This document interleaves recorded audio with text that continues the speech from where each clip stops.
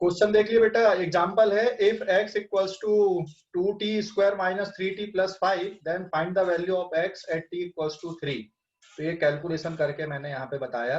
आप कैलकुलेशन देखो, लिखने का तरीका देखो। इस पे आप ये बोल सकते हो कि x t का फंक्शन है यहाँ पे। हाँ, x is a function of t। ठीक है, तो अब आप लोग अपन अब आते हैं हम डिफरेंशिएशन के फार्मूले पे। डिफरेंशिएशन के फार्मूले पे आते हैं।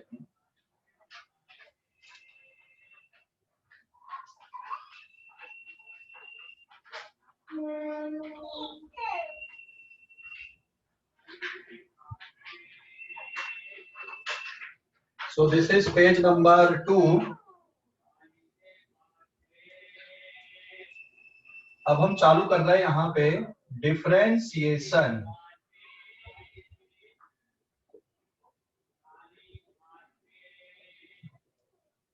डिफरेंशिएशन, ठीक है, ये टॉपिक है अपना भी आज का, differentiation.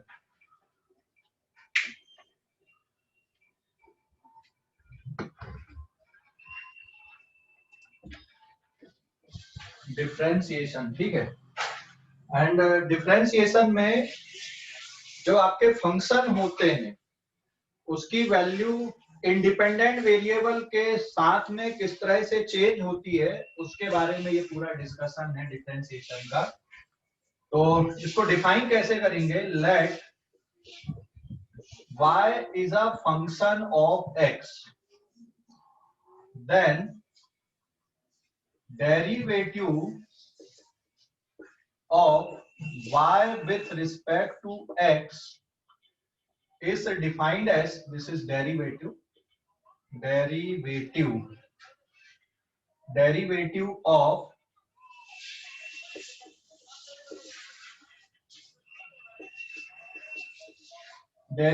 y with respect to x is defined as limit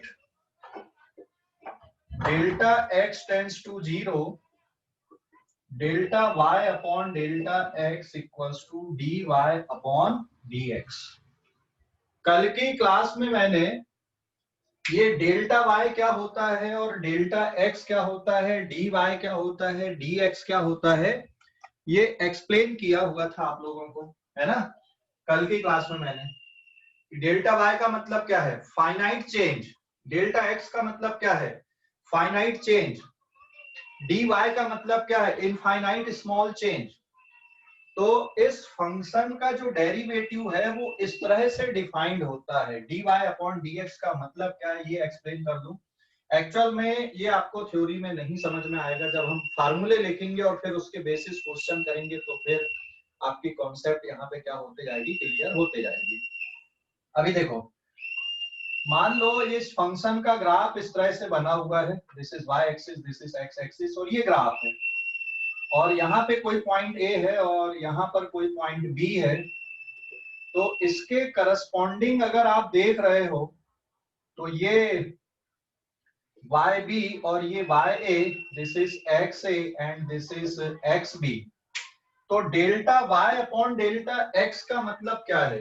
delta y upon delta x का मतलब ये एक कॉर्ड बन रही है यहाँ पर, और ये जो वैल्यू है दिस इज डेल्टा y और ये वैल्यू क्या है यहाँ पे, डेल्टा x। लेकिन dy अपॉन dx का मतलब क्या है? अगर हम x को, डेल्टा x को 0 की तरफ लेकर जाते हैं, मतलब बहुत छोटा करते जाते हैं, जो चेंज है, चेंज को आप जितना छोटा करते जाओगे तो उससे क्या होगा कि ये जो कॉर्ड है, दिस कॉर्ड बिकम्स टेंजेंट। ये जो कॉर्ड है ये टेंजेंट बन जाएगी। यहाँ पे ये dx हो गया तो इसके करस्पॉन्डिंग यहाँ पर ये वैल्यू किसके बराबर आएगी, dy के। और फिर इसको जब आप देखोगे तो ये जो कॉर्ड है वो क्या बन जाएगी यहाँ पे, tangent. So delta y upon delta x will be the slope of this chord. So delta y upon delta x is the slope of chord. जबकि dy upon dx क्या है, dy upon dx is slope of tangent, ये tangent की slope है, और जबकि delta y upon delta x क्या है, कॉर्ड की स्लोप है। तो ये ज्योमेट्रिकल मतलब हुआ इसका। मैं अभी भी बोल रहा हूँ कि ये फर्स्ट रीडिंग में नहीं कैच कर पाते हैं जल्दी से, है ना। और ये थोड़ा सा ऊपर से भी जाती चीजें, क्योंकि फंक्शन है, फिर आप इस तरह से कर रहे हो, यहाँ पे इस तरह से ले रहे हो। तो मेरा मोटिव ये नहीं है, बेसिकली मुझे ये बताना है कि आपको इसका यूज कैसे करना है, ठीक है ना। तो ये डेफिनेशन वाला पार्ट है, जस्ट लीव इट, मुझे डेफिनेशन बताना था, बस इतना कर दिया मैंने यहाँ पे। बट ये एक पूरा प्योर मैथमेटिकल पार्ट है डेफिनेशन। और अगर आप जेई वाले बच्चे हो तो फिर मैथ्स वाले सर इसको आपको 12th क्लास में पढ़ाएंगे, जब आप फंक्शन की डेफिनेशन बहुत अच्छे से करोगे। तो मुझे तो मैथ्स पढ़ाना नहीं है, मुझे फिजिक्स पढ़ाना है, तो मैं फिजिक्स के अकॉर्डिंग यहाँ पे इसकी टीचिंग ले रहा हूँ, ठीक है ना। तो ये थोड़ा सा ऊपर से भी जा सकता है कुछ बच्चों को, और कुछ समझ भी गए होंगे, बट कोई बात नहीं, अगर थोड़ा सा ऊपर से भी जाता है तो डोंट वरी, है ना। लेकिन हाँ, इसके बाद अब जब हम फार्मूले करेंगे तो वो बिल्कुल भी आपके ऊपर से नहीं जाएगा। ये डेफिनेशन समझने में थोड़ी सी मुश्किल होती है डिफरेंशिएशन की, इसके लिए थोड़ा आपको मैथ्स में और अंदर तक जाना पड़ता है। एक्सक्यूज मी, हाँ बोलो बेटा। जो ग्राफ है हाँ वो भी डेफिनेशन से रिलेटेड है? हाँ, ये भी डेफिनेशन से रिलेटेड है। तो ये जो पोर्शन है ना, इसके लिए आपको मैथ्स में काफी कुछ अंदर तक जाना पड़ता है। मतलब आपको 5-6 महीने मैथ्स पढ़ोगे, फिर फंक्शन पढ़ोगे, फंक्शन 2-3 महीने चलते हैं, और उसके बाद जब डिफरेंशिएशन पढ़ते हैं तो फिर वो आपको क्लियर होता है। क्योंकि मैंने कल फंक्शन सिर्फ बेसिक बताया, और मैंने सिर्फ फिजिक्स के अकॉर्डिंग बता दिया अभी, और हमें उतनी की ही जरूरत है ना। तो ये अगर आप बहुत डेप्थ में जाने की कोशिश करोगे तो वो हमारे लिए काम का भी नहीं है। अभी फिजिक्स में हमारे लिए अभी उतना काम का नहीं है, वो ऑटोमेटिकली धीरे धीरे सीख जाओगे। तो बेसिकली ये मैथ्स का टॉपिक है, लेकिन फिजिक्स में इसका यूज होता है। तो मैं यहाँ पर भी आपको यूजेस के हिसाब से पढ़ाने वाला हूँ, ठीक है ना। तो ये डेफिनेशन का पार्ट है, डोंट वरी, जस्ट आप इसको ध्यान रखना कि सर ने कुछ डेफिनेशन इस तरह से बताए थे, ठीक है। और ये जो डेफिनेशन ये आपको तब समझ में आएगी जब मैथ्स वाले सर आपको, अगर जेई के बच्चे हैं तो मैथ्स वाले सर जब आपको फंक्शन पढ़ाएंगे और जब डिफरेंशिएशन की डेफिनेशन वहां पे बताएंगे, लिमिट निकालना सिखाएंगे आप लोगों को सर, तब फिर ये डेफिनेशन आपको समझ में आएगी। तो बट अभी हमें करने की जरूरत नहीं है, डेफिनेशन पे घुसने की जरूरत नहीं, क्योंकि डेफिनेशन समझने के लिए हमें मैथ्स में और अंदर तक जाना पड़ता है ना। 1-2 महीने और पढ़ना पड़ेगा फिर मैथ्स को, तो फिर फिजिक्स का कोर्स हम चालू नहीं कर पाएंगे अल्टीमेटली, ठीक है। सो जस्ट लीव इट, एक फर्स्ट रीडिंग में आपको इतना समझ के छोड़ देना कि हाँ ये डेफिनेशन होती है डिफरेंशिएशन की, बस क्लियर हो गया कि नहीं सर? पूरा पूरा बाउंसर गया। हाँ, तो मैंने खुद ही बोल दिया ना भाई यहाँ पे, उसमें मैंने जो बोला वो समझे कि नहीं भाई, इसको आपको जस्ट एक डेफिनेशन के फॉर्म पे छोड़ देना। हम वेलोसिटी की डेफिनेशन नहीं बता रहे ना। जब मैं वेलोसिटी की डेफिनेशन बताऊंगा तो वो तो हमको तो पूरे डेप्थ तक जाना पड़ेगा, लेकिन मैं ये जो कैलकुलस है, जो डिफरेंशिएशन वाला पार्ट है, उसकी डेफिनेशन की मैं बात कर रहा था। तो जस्ट लीव इट। अब हम इसमें के बाद जो फार्मूले बता रहे हैं, मैं पूरा डिफरेंशिएशन भी नहीं पढ़ाने वाला हूँ। फिजिक्स में जितना हमको लगने वाला है, जितने फार्मूले हमको लगेंगे फिजिक्स में, हम सिर्फ उन्हीं फार्मूलों की बात करेंगे, ठीक है। और ये जो डायग्राम है, ये कुछ देर बाद आपको समझ में आएगा, 2-3 लेक्चर के बाद ये डायग्राम भी आपको समझ में आ जाएगा। बट ये जो पोर्शन है, इसको समझने के लिए आपको मैथ्स के अंदर जाना पड़ता है काफी कुछ, ठीक है ना। तो जस्ट लीव इट। अब हम फार्मूले में आ रहे हैं। हाँ बोलो सर। हाँ सर ये इसकी डेफिनेशन फिर से और एक बार समझा दो बस, सिर्फ डेफिनेशन। डेफिनेशन ये बेटा है कि y मान लो फंक्शन है x का। एक्चुअल में अभी तुम लोग फंक्शन से भी कंफर्टेबल नहीं हो, लेकिन अगर मैं ये लिख देता कि y इक्वल्स टू मान लो साइन x है, तो आप इससे फेमिलियर हो, इससे कंफर्टेबल हो। लेकिन जब आप इसी को फंक्शन बोलते तो आप कंफर्टेबल नहीं हो, हाँ। और ये कंफर्टेबल आप तब होगे जब मैथ्स में आप फंक्शन के बारे में पढ़ोगे, और वो आपको 1 महीने पढ़ना पड़ता है उस टाइम पे। तो जो नीट के बच्चे, उनको इतना जानने की जरूरत ही नहीं है। जो जेई के बच्चे खुद जानते हैं। और अभी मैं जो पढ़ा रहा हूँ वो फिजिक्स के अकॉर्डिंग पढ़ा रहा हूँ कि भाई हम उतना मैथ्स पढ़ लें जिससे हमारा फिजिक्स में काम चल जाए, ठीक है ना। तो मैं इसमें डेप्थ में भी नहीं जा रहा हूँ। तुम लोगों ने देखा होगा बेसिक मैथ्स अपना लगभग 1 वीक हुआ चालू हुए, और अपन लगभग बेसिक मैथ्स का ये कैलकुलस पार्ट में आ गए अपन डिफरेंशिएशन में। इसके बाद थोड़ा सा और इंटीग्रेशन बचता खत्म हो जाता है। जबकि इतना ही मैथ्स में आपका साल भर निकलता है इतनी मैथ्स पढ़ने के लिए, ठीक है ना। पर हम साल भर तो नहीं निकाल सकते मैथ्स पढ़ने के लिए। तो एक ये ड्रॉबैक भी है कि अचानक ही इसका जो पोर्शन है वो इंट्रोड्यूस होता कहाँ पे, 11th में। फिजिक्स में 11th में जरूरत पड़ जाती है आपकी, वेक्टर आपको पढ़ना पड़ेगा, लेकिन वेक्टर आप मैथ्स में 12th क्लास में पढ़ते हो। कैलकुलस का जो पोर्शन है वो हमको पहले चैप्टर में ही अभी मिल जाएगा, मोशन अलोंग स्ट्रेट लाइन में, लेकिन मैथ्स में आप बहुत लेट पढ़ते हो, एंडिंग पे पढ़ते हो, तो ये एक ड्रॉबैक भी हम बोल सकते हैं। बट डोंट वरी, मैंने तो ऑटोमेटिकली उतना आप लोगों को उतना पढ़ा दिया जितनी की हमको जरूरत है, ठीक है ना। तो अरे पेपर में आया तो कैसा कर देंगे फिर? पेपर में नहीं आता बेटा ऐसा, पेपर में जो चीज आती है वो बताऊंगा ना किस तरह से आता है, ये डेफिनेशन थोड़ी आती पेपर में, इवन तुम्हारे बोर्ड एग्जाम में भी नहीं आएगी, बोर्ड एग्जाम में तो आपको मैथ्स में करना पड़ेगा ये डेफिनेशन, ऐसी जो रहती है, तो मैथ्स के लिए तो जब सीख ही जाओगे तुम लोग, ठीक है, समझ गए।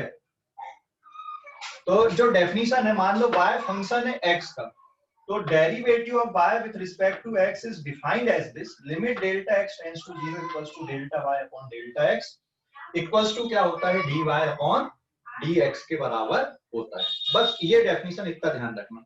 अब फिजिक्स में क्यों इसकी जरूरत पड़ रही वो भी मैं बता रहा हूँ आप लोगों को भी, है ना, कि ये dy अपॉन dx सीखना क्यों जरूरी है फिजिक्स के अकॉर्डिंग, ठीक है। तो ये आप लोग जल्दी से इस पेज का स्क्रीनशॉट लो, फिर फिजिक्स में क्यों सीखना जरूरी वो बता रहा हूँ मैं, ले लो जल्दी से, ले लिए, हेलो, ले लिए क्या बेटा? Yes sir. अब देखो हाँ, अब फिजिक्स में ये dy अपॉन dx का रोल कैसे आने वाला है, तो इसके लिए मैं बिल्कुल सिंपल सा एग्जांपल ही लेता हूँ अभी, जो अगले चैप्टर में आने वाला है आपका। स्पीड की अगर हम बात करते हैं, पेज नंबर 3 पे मैं आ रहा हूं,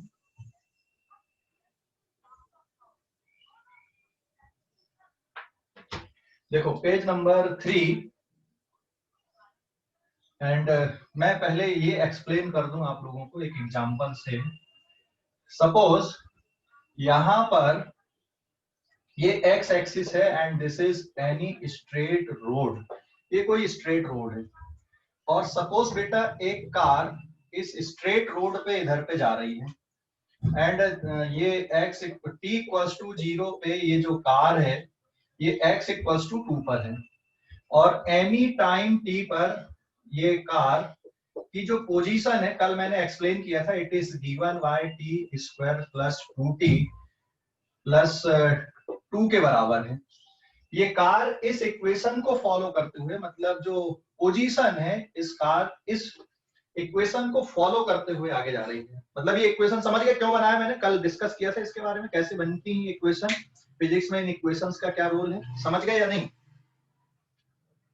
अरे समझ गए, ये मैंने यहाँ पे बीच के डेटा नहीं लिखा, यस सर। मैंने ये लिख दिया कि ये जो कार है अलग अलग टाइम पे, मतलब आप जैसे पोजीशन निकालना चाह रहे हो, for example t equals to 0 पे इसकी पोजीशन कहाँ पे है, आप t की वैल्यू 0 पुट कर दो तो 0 का square plus 2 into 0 plus 2, so this is 2।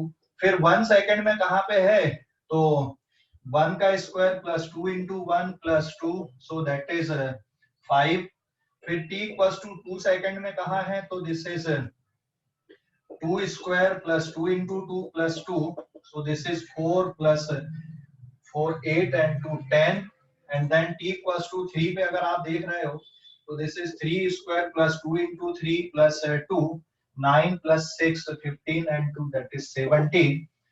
तो मैं यहाँ पे जैसे t equals to 0 पे 2 लिखा, फिर यहाँ पे 1 सेकंड में बोलता है कि ये 5 पे, फिर 2 सेकंड में बोलता है कि 10 पे, फिर 3 सेकंड में बोलता है 17 पे, वैसे 4 सेकंड में बनाना पड़ता, तो ये तो पूरी हमारी पिक्चर ही खराब हो जाती है ना, आपको पूरा पेज लग जाता है ये एक्सप्लेन करने में, जबकि इसको आपने सिर्फ इस इक्वेशन से बता दिया कि ये जो कार है वो इस इक्वेशन, मतलब x क्या है पोजीशन और t क्या है टाइम, इसके अकॉर्डिंग ये कार मूव हो रही है यहाँ पे, समझ गए या नहीं? या उसका जो ड्राइवर इक्वेशन को रटना है? अरे रटना नहीं, क्वेश्चन में दिया रहता है, ये क्वेश्चन में दिया रहता है कि जैसे कार है या कोई ऑब्जेक्ट है वो किस इक्वेशन को फॉलो करते हुए जा रही है, या तो फिर आपको इस तरह का डेटा दिया रहेगा और उससे आपको ये इक्वेशन बनानी होती है, बट इस डेटा से इस तरह की इक्वेशन बनाना डिफिकल्ट टास्क है, ध्यान रखना। तो जनरली फिजिक्स में आपको इक्वेशन दी रहेंगी पहले से, ठीक है, आपको रटना नहीं है सर, क्लियर हो गया कि नहीं? Yes sir. ओके, तो हाँ, अगर मैं यहाँ पे बोलूं कि what is the speed of car, जैसे मैंने लिख दिया, क्वेश्चन बना दूं मैं, what is the speed of car speed of car from t equals to 1 second to t equals to 3 second. Car की जो एवरेज स्पीड है, find the average speed of car from t equals to 1 second to 3 second. Car की speed क्या बनेगी 1 second से 3 second के बीच में. ठीक है, कैसे निकालोगे? कार की स्पीड कितनी आएगी 1 सेकेंड से 3 सेकेंड के बीच में, या फिर स्पीड की जगह पे आप वेलोसिटी कर दो. What is the average velocity of car from t equals to 1 second से 3 सेकेंड के बीच में. तो आपको क्या करना पड़ेगा? वेलोसिटी की डेफिनेशन पता है ना आपको? वेलोसिटी इक्वल्स टू डिस्प्लेसमेंट, हाँ या ना, डिस्प्लेसमेंट अपॉन टाइम इंटरवल. यही होता है कि नहीं? पढ़े हो ना आपने 9th 10th में डिस्प्लेसमेंट. तो डिस्प्लेसमेंट 1 सेकंड से 3 सेकंड के बीच में कितना होगा? तो 1 सेकंड से 3 सेकंड के बीच में डिस्प्लेसमेंट निकालना, तो आपको x की वैल्यू जब t की वैल्यू 3 है वो, और फिर आपको सबट्रैक्ट कर देना है जब t की वैल्यू कितनी है 1 में से. तो डिस्प्लेसमेंट निकल जाएगा, और ये t की वैल्यू 3 माइनस t की वैल्यू कितना है यहाँ पे 1. तो इसको जब आप सॉल्व कर दें तो यहाँ पे देखो 3 पे कितनी वैल्यू है 17, और 1 पे कितनी वैल्यू है 1 पे है 5, और टाइम इंटरवल कितना हो गया 3 माइनस 1. तो ये कितना बच रहा है यहाँ पे 12/2. आंसर कितना आ गया 6 मीटर पर सेकंड, इसका आंसर आ गया. तो एक्चुअल में ये टर्म जो डिस्प्लेसमेंट है इसको क्या लिख रहे हो आप? Delta x upon delta T लिख रहे हो. तो ये delta x upon delta T ये क्या बना आपका? वेलोसिटी बनी. मतलब कि कार की जो वेलोसिटी है, एवरेज वेलोसिटी 1 सेकंड से 3 सेकंड के इंटरवल में वो कितनी आई? दैट इज 6 मीटर पर सेकंड आई. लेकिन ये 1 से 3 के बीच में. अगर मैं क्वेश्चन चेंज कर दूं यहां पे, आपको अगर ये फाइंड करना है, find velocity of car from t equals to 1 second to t equals to 1.0000001 second. 1 second से 1.00001 सेकेंड के बीच में कितनी स्पीड है इसकी? तो क्या आप यहाँ पे क्या करना पड़ेगा? पहले 1 सेकेंड के लिए तो आपको पता था कि वैल्यू कितनी है इसकी 5 है. उसके बाद आपको 1.0000001 की वैल्यू यहाँ पे पुट करना पड़ेगा. तो कैलकुलेशन में उलझ जाओगे, तुम सॉल्व ही नहीं कर पाओगे, हाँ या ना? एक्चुअल में ये जो टाइम इंटरवल दिख रहा 1 सेकेंड से लेके 1.00001 का, ये बहुत छोटा है. मतलब हम गाड़ी जैसे चला रहे हैं ना, और जब हमारी नजर पड़ती गाड़ी पे और उसका कांटा जो शो करता है वो इंस्टेंटेनियस वैल्यू को शो करता है. हमारी जैसे पलक झपकने में जो टाइम लगता है हमको, पलक झपकने में जो टाइम लगता है उसको क्या बोलोगे आप? डेल्टा टी बोलोगे या डी टी बोलोगे? पलक झपकने में जो टाइम लग रहा है उसको डेल्टा टी बोलोगे या डी टी बोलोगे? डी टी बोलेंगे. Very good. उसको क्या बोलेंगे हम? D T. मतलब इनफाइनाइट स्मॉल टाइम इंटरवल में कार कितना चलेगी, है ना? कुछ तो चलेगी ना. इनफाइनाइट स्मॉल टाइम इंटरवल में कार कितना चलेगी? तो पलक झपकने में जो टाइम लगता है वो dt होता है, जिसको हम इनफाइनाइट स्मॉल टाइम बोलते हैं. और आपने गाड़ी चालू किए और 1 मिनट बाद जब आप देख रहे हो, तो ये जो टाइम इंटरवल है 1 मिनट का, ये क्या रहेगा? डेल्टा टी रहेगा. तो इसको तो आप आसानी से ऑब्जर्व कर सकते हो, लेकिन पलक झपकने में जो डिस्टेंस कवर होता है वो ऑब्जर्व होगा क्या? पलक झपकने में गाड़ी जो डिस्टेंस कवर करेगी वो ऑब्जर्व होगा क्या? No sir. No sir. लेकिन 1 मिनट में गाड़ी कितना डिस्टेंस कवर करेगी ये ऑब्जर्व होगा? यस होगा. Yes sir. ठीक है. तो अगर मुझे 1 सेकेंड पे कार की स्पीड बताना है तो आप फिर delta x upon delta T नहीं करेंगे, आप क्या करेंगे? dx अपॉन dt करेंगे. समझ गए? अगर आपको 1 सेकेंड में, मतलब जब आपने गाड़ी चालू किया, गाड़ी चालू करने के 1 सेकंड बाद उसकी वेलोसिटी क्या है, या 2 सेकंड बाद उसकी वेलोसिटी क्या है, या 3 सेकंड में वेलोसिटी क्या है, तो उसके लिए फिर आप क्या नहीं कर सकते? Delta x upon delta T नहीं कर सकते. आपको क्या करना पड़ेगा? dx अपॉन dt करना पड़ेगा. समझ गए या नहीं? लेकिन ये जो dx का कैलकुलेशन है, ये नॉर्मल मेथड में बहुत डिफिकल्ट होता, आप नॉर्मल मेथड से dx को कैलकुलेट नहीं कर सकते। इसलिए मैथमेटिशियन ने किसके बारे में सोचा? डिफरेंशिएशन के बारे में सोचा। समझ गए कि नहीं? डिफरेंशिएशन के बारे में सोचा। तो यहाँ पे उन्होंने क्या किया कि अगर मैं डेल्टा टी को 0 की तरफ बढ़ा दूं, जैसे यहाँ पे limit delta t tends to 0 कर दूं, और ये delta x upon delta t है, तो ये क्या बन जाएगा? dx अपॉन dt बन जाएगा। इसलिए मैथमेटिशियन ने ऐसा सोचा डिफरेंशिएशन के बारे में। और फिर हमने फिजिक्स में तो हमको जरूरत थी ही इसकी, तो हमने उसको अडॉप्ट कर लिया यहाँ पे फिजिक्स समझने के लिए। क्लियर हो गया कि नहीं? समझ गए? अरे समझ गए? आप जब घर से निकलते हो तो आपकी गाड़ी की स्पीड सिग्नल तक पहुंचते तक एक जैसी रहती कि बदलती है? सर बदलती है, बहुत बदलती है सर। हर पल बदलती है।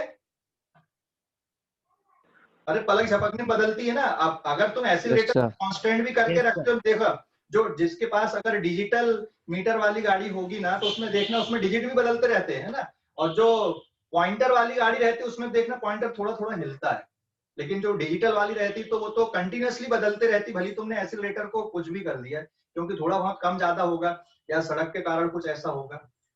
ठीक है, ऑन एन एवरेज अगर हम बोले, ठीक है कि भाई हम 40 किलोमीटर पर आवर की स्पीड से ऑन एन एवरेज गए, घर से सिग्नल तक पहुंचे, लेकिन आपके हर क्षण में उसकी स्पीड जरूरी थोड़ी कि 40 रहेगी, 39.9 रहेगी, 40.001 रहेगी या 42 रहेगी या ऐसा कुछ रहेगी। तो किसी क्षण पर जो स्पीड होती है वो उसकी इंस्टेंटेनियस स्पीड होती है। और इंस्टेंटेनियस आप कैसे निकालोगे? dx अपॉन dt करके निकाला जाता है। और एवरेज कैसे निकाला जाता है? Delta x upon delta T करके एवरेज निकाला जाता है। ठीक है, तो अभी इतना जो डिस्कशन था, मैं ये जब चैप्टर पढ़ाऊंगा तो वहां पे तो अपन डिस्कस करने वाले ही हैं इसको, मोशन अलोंग स्ट्रेट लाइन पे। लेकिन मैंने ये यहाँ पे इसलिए डिस्कस किया जिससे आपके डिफरेंशिएशन का यूज क्या है वो हमारे दिमाग में आए। समझ गए अब कि नहीं? हेलो हेलो, यस सर, समझ गया। अभी समझ गए या नहीं? तो डिफरेंशिएशन का यूज के लिए मैंने ये पूरी कहानी बताई। हालांकि मैं जब ये चैप्टर पढ़ाऊंगा तो फिर से हम यही चीजें दोबारा रिपीट भी करेंगे। तो अब हमें ये जो ऑपरेटर हमने लिखा dx अपॉन dt, जिसको आप बोल रहे हो derivative of x with respect to t, तो x क्या है? यहाँ पे ये फंक्शन दिया हुआ है, ये फंक्शन दिया हुआ है x। तो इस फंक्शन को आप t के रिस्पेक्ट में डिफरेंशिएट कैसे करोगे? तो उसके लिए फिर आपको क्या करना पड़ेगा? कुछ रूल्स सीखने पड़ेंगे, कुछ फार्मूले सीखने पड़ेंगे। ठीक है, कि भाई इस फंक्शन को आप dx अपॉन dt कैसे करेंगे, कैसे सॉल्व करेंगे। तो उसके लिए फिर आपको अब कुछ रूल सीखना है, कुछ फार्मूले सीखना है डिफरेंशिएशन के। समझ गए? समझ गए या नहीं? हेलो, अरे भाई समझ गए? हाँ सर। Yes sir. ओके, अभी जैसे यहाँ पे 0 पे और 1 पे और 2 पे तो आपने वैल्यू निकाल लिया था, लेकिन अगर मैं ये बोलूं कि t इक्वल्स टू, ये वैल्यू निकाल पाओगे क्या? जैसे ठीक है, t इक्वल्स टू 0 पे x की वैल्यू क्या आएगी? 0 square plus 2 into 0 plus 2 that is 2। लेकिन अगर मैं बोलूं t की वैल्यू 0.00000001 पे निकालना है, निकाल पाओगे क्या? 0.00000001 का स्क्वायर फिर 2 फिर 0.00000001 फिर 2। बड़ा मुश्किल काम है ना, ये टेढ़ा काम है निकालना, आया ना? Yes sir. समझ गए? तो हाँ, इसलिए क्या करना पड़ेगा हमको अब? क्योंकि ये 0 से 0.0001 मतलब ये कौन सा टाइम इंटरवल है? This is dt, infinite small time interval, जो पलक झपकने में होगा। और इस टाइम इंटरवल में x की वैल्यू अभी 2 है, 2 से तो थोड़ी सी ज्यादा आएगी, ये 2 से थोड़ी सी ज्यादा आएगी, मैंने कैलकुलेशन नहीं किया, बट 2 से थोड़ी सी ज्यादा होगी। तो इसको समझने के लिए आपको अब नए रूल्स सीखने पड़ेंगे। समझ गए? समझ गए या नहीं?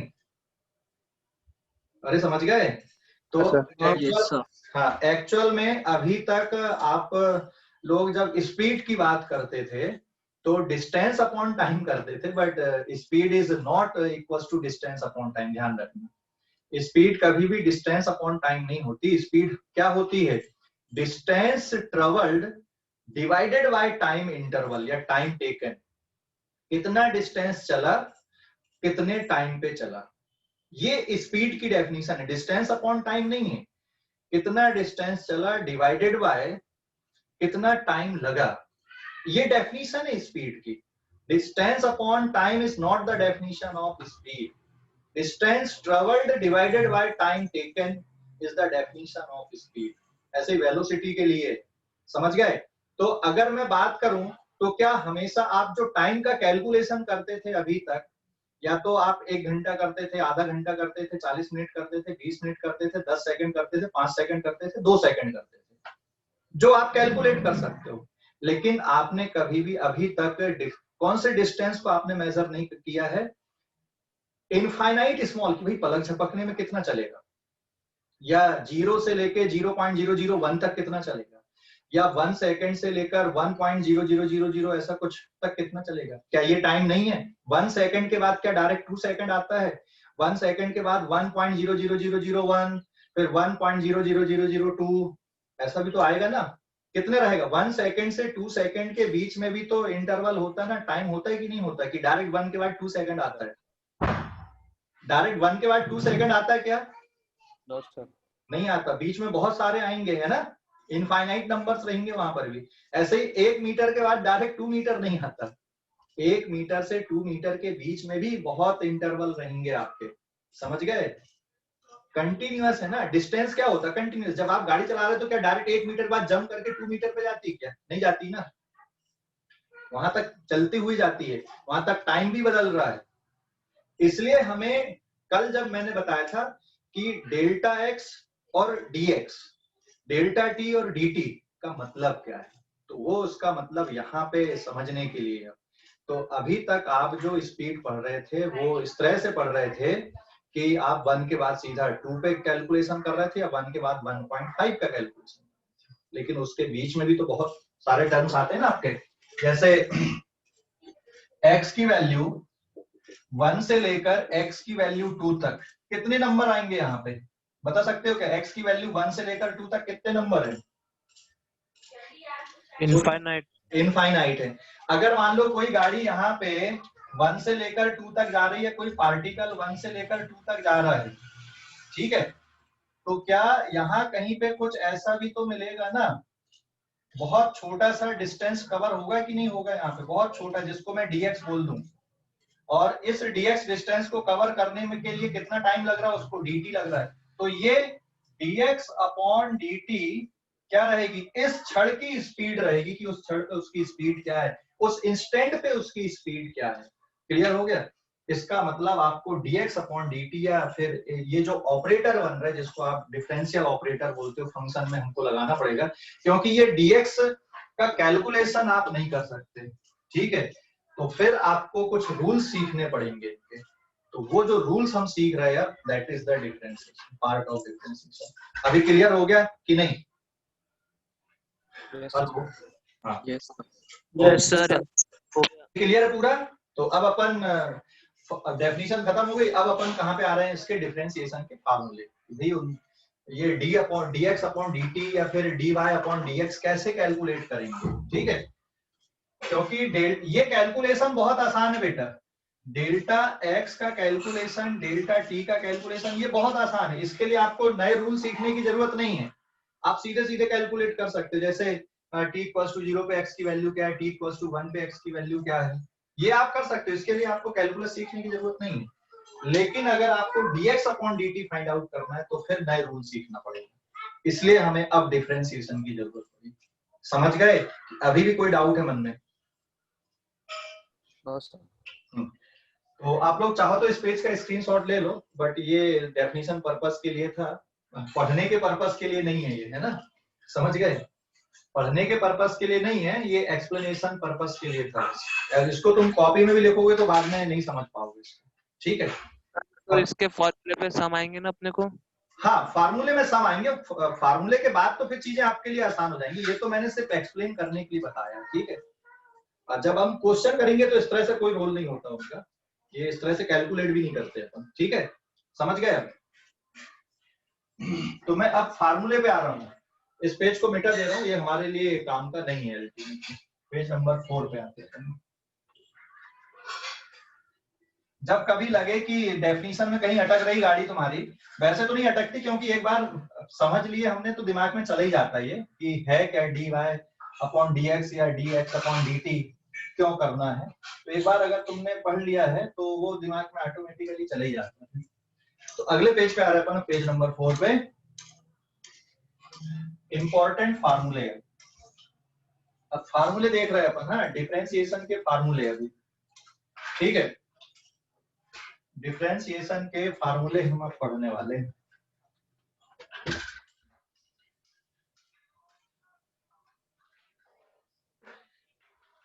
तो यहां पे लिखना इंपॉर्टेंट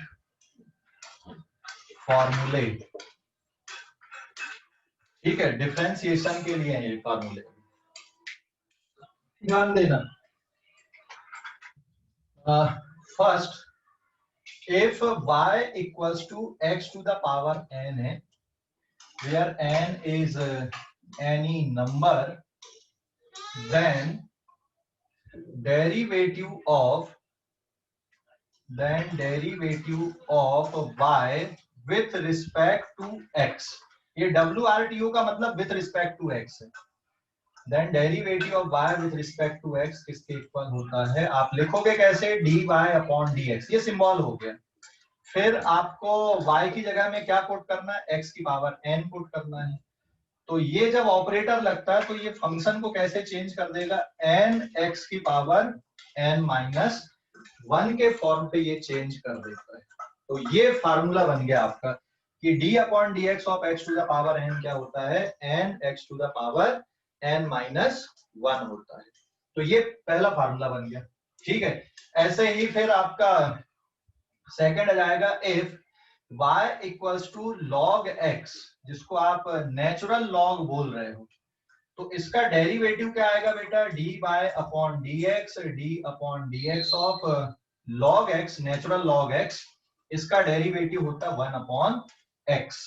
तो इसी तरह से और भी फार्मूले बनेंगे। अब जैसे तीसरे नंबर पे मैं लिख दूं d upon D x of e की पावर x, तो ये e की पावर x रहेगा।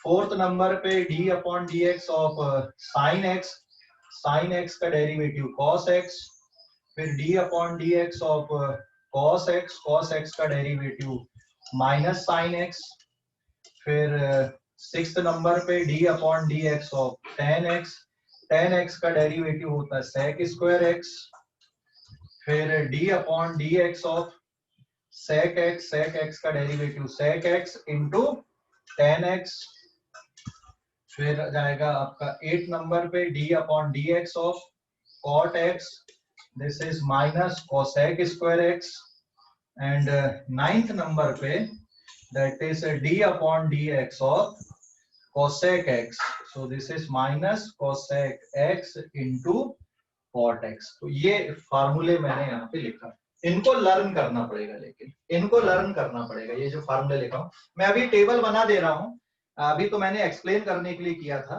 ठीक है। तो अभी इसके बाद में और टेबल बना रहा हूँ, तो फिर आप लोगों को ये फार्मूले अब लर्न करना पड़ेगा। तो अभी आप लोग इस पेज का स्क्रीनशॉट ले लो, है ना। तो जैसे ये फंक्शन है y इक्वल्स टू x की पावर n टाइप का फंक्शन, तो इसका डेरिवेटिव इस तरह से होगा, log x है तो 1/x होगा, e की पावर x है तो वही रहेगा, sin x का cos x होगा, cos x का minus sin x, tan x का डेरिवेटिव sec स्क्वायर x, ये यहाँ पे मैंने ड्रॉ लिखा है, ठीक है। अभी आप लोग इस पेज का स्क्रीनशॉट लो, फिर मैं टेबल बना के लिख दे रहा हूँ, उसको आपको नोट करना है और फिर लर्न करना है। तो अभी आप लोग इस पेज का स्क्रीनशॉट लो जल्दी से। कोई शॉर्टकट नहीं है सर लर्न करने का? नहीं ना बेटा, कोई शॉर्टकट नहीं, लिखते लिखते याद हो जाते हैं, है ना। लर्न करने का कोई शॉर्टकट नहीं है। हालांकि मैथ्स वाले सर क्या करेंगे ना, इनका सबका डेरिवेशन बताएंगे, भाई ये फार्मूला कैसे आ गया, इसको डिराइव करते हैं, बट हमारे लिए अभी काम करेंगे डेरिवेशन। log x का 1/x क्यों आता है वो भी डिराइव करके बताएंगे सर, e की पावर x का e की पावर x क्यों रहता है, तो ये सब डेरिवेशन है, ठीक है। लेकिन ये मैथ्स में है, हमारे लिए काम की नहीं, इसलिए हम अभी लर्न कर ले रहे हैं। समझ गए? अरे समझ गए? Yes sir. हाँ, अभी स्क्रीनशॉट लो इस पेज का, स्क्रीनशॉट लो, फिर मैं चार्ट बना देता हूँ सीधा सीधा।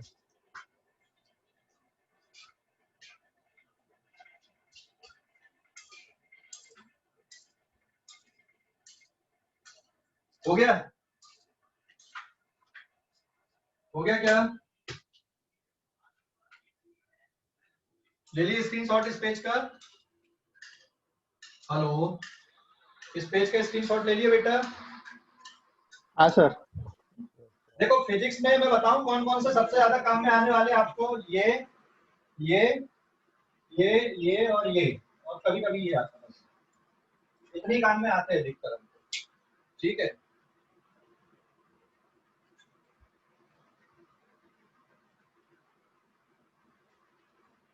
तो अब कॉपी पेन निकाल लो साथ में,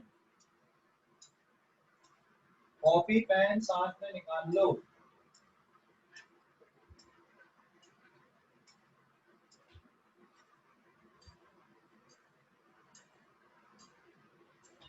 पेज नंबर 5।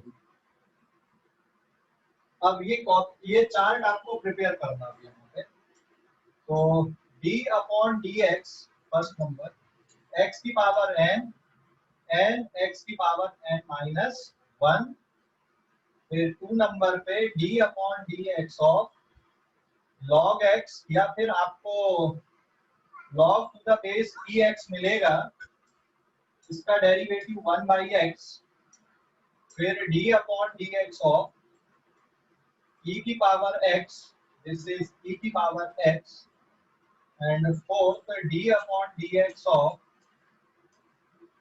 sin x, तो sin x का डेरिवेटिव cos x, फिर फिफ्थ नंबर पे d upon dx of cos x का derivative minus sin x, six number पे d upon dx of tan x का derivative sec square x, 7 d upon dx of sec x का derivative sec x into tan x, और 8 number पे d upon dx of any constant, किसी भी constant का derivative कितना होता है? 0 होता है। तो यहाँ पे कांस्टेंट का मतलब क्या है? Constant are any number 1 2 minus 1 by 2 root 3 2 pi etcetera, ये कोई भी नंबर आए, कोई भी अगर कांस्टेंट होता है जिसकी वैल्यू चेंज नहीं होती है, तो उसका डेरिवेटिव हमेशा क्या होता है? 0 होता है। तो इनको आपको लर्न करना, पहले आप लोग कॉपी पे लिखो इनको, क्योंकि लिखते लिखते ही याद होते हैं। मैं स्क्रीनशॉट ले लोगे फिर भूल जाओगे, तो आप लोग पहले कॉपी पे नोट करो इनको आप लोगों को। ठीक है, रुका हुआ हूं मैं दो। चलो देखो अब कुछ क्वेश्चन देख लेते हैं अपन, थोड़ा सा और दूंगा 4-5 मिनट, क्योंकि कुछ क्वेश्चन कर लोगे तो होमवर्क भी दे पाऊंगा मैं और आप लोग कंफर्टेबल हो जाओगे फिर, है ना? देखो अभी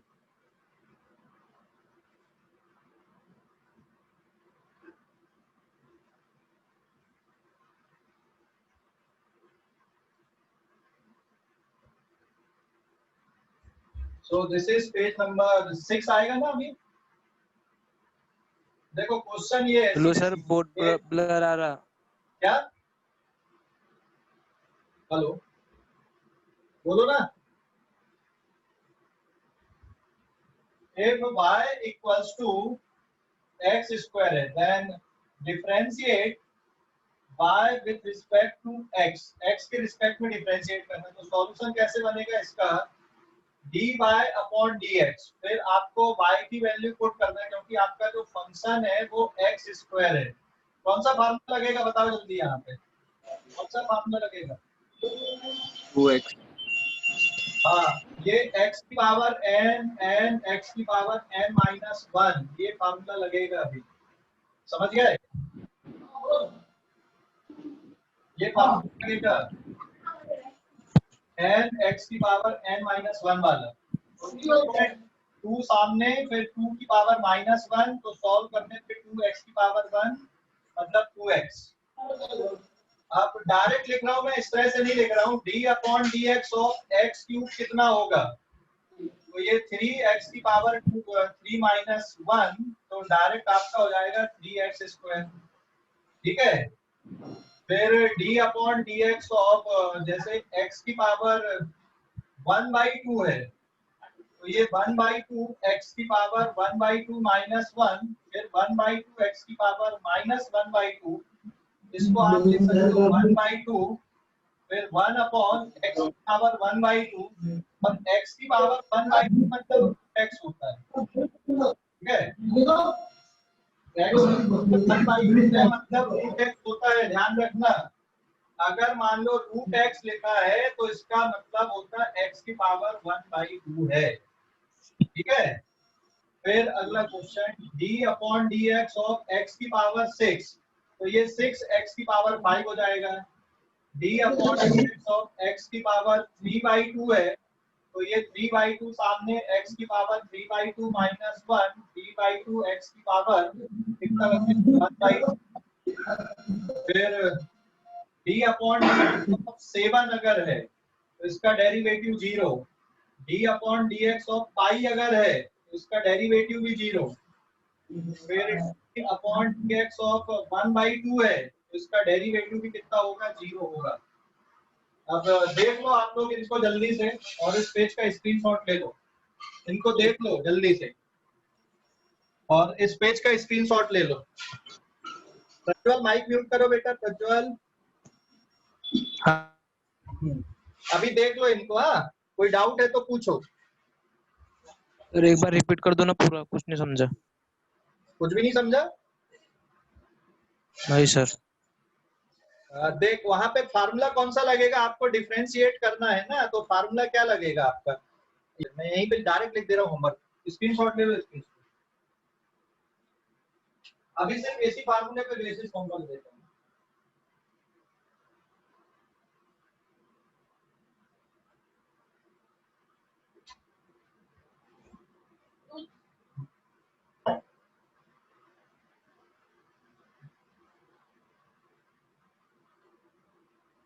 page number 7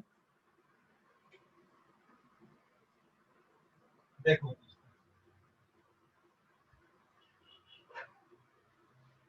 d upon dx of x cube, d upon dx of x की power 5/2, d upon dx of x की power 3/2, d upon dt of t square, d upon dt of t की power 4, d upon dt of t की power, या root t लिख दूं मैं, d upon dt of t की power -1, d upon dx of 1 upon x square, d upon dx of 1 upon x cube. देखो इसको कैसे करना है, d अपॉन dx ऑफ, इसको ऊपर ले जाना तो पावर -3 आएगी, तो -3 x की पावर -3 -1 -3 x की पावर -4, तो -3 अपॉन x की पावर 4, जो डिनोमिनेटर वाले टर्म है उनको ऐसे करना, ठीक है। और रूट x अगर जैसे यहाँ पे आपको x की पावर 3/2, ये रूट t लिख रहा है, तो t की पावर कितना होगा, ये 1/2 होगा। ट्राई करना फिर क्वेश्चन को, समझ गए ना होमवर्क। सर एक दो करवा दो ना, सैंपल दे दो ना, एक दो करवा के। क्या बेटा? सर एक दो करवा के सैंपल दे दो ना, ऐसा दे करना दिया है ना कर। मैंने, इसके पहले वाले पेज में वही थे सैंपल, बिल्कुल सेम प्रॉब्लम है, ठीक है ना, सेम प्रॉब्लम इसके पहले वाले पेज में वही किया अपन ने, पूरा वैसा ही है, बस आपको फार्मूला लगाना है, कौन सा वाला, पहला वाला फार्मूला लगाना और सॉल्व करना है, ठीक है। सर सब में एक वैल्यू कम करना है ना? क्या बेटा? सब में एक एक वैल्यू कम करना है ना? पावर एक एक कम होते जाएगी, हाँ, और पावर सामने आते जाएगी, ठीक है। सर सब में फर्स्ट फॉर्मूला आएगा क्या? फर्स्ट वाले का कितना आएगा? 3x square. हाँ 3x स्क्वायर, बस ऐसे करते जाना, फर्स्ट वाला फार्मूला लगाना, ठीक है। सो हाँ बोलो। ये वाला आंसर बताइए ना, y इक्वल्स टू 2x, काय का? y equals to 2 to the power x, इसका क्या आएगा डिफरेंशिएशन? अभी बताने का, पढ़ाने का, अभी रूल तो और बचे हैं ना, अभी बस बेसिक चालू किया मैंने, ये अगली क्लास के बाद बनने लगेंगे तुमसे फिर, ठीक है। ओके अभी सर। सिर्फ इनको सॉल्व करना, अभी दूसरे में नहीं जाना, जितना लिखो मैंने वैसे ही सॉल्व करना, अभी कांस्टेंट के साथ वाले नहीं करना अभी, ठीक है। अभी बताने का, पढ़ाने का अभी, ठीक है। Okay sir.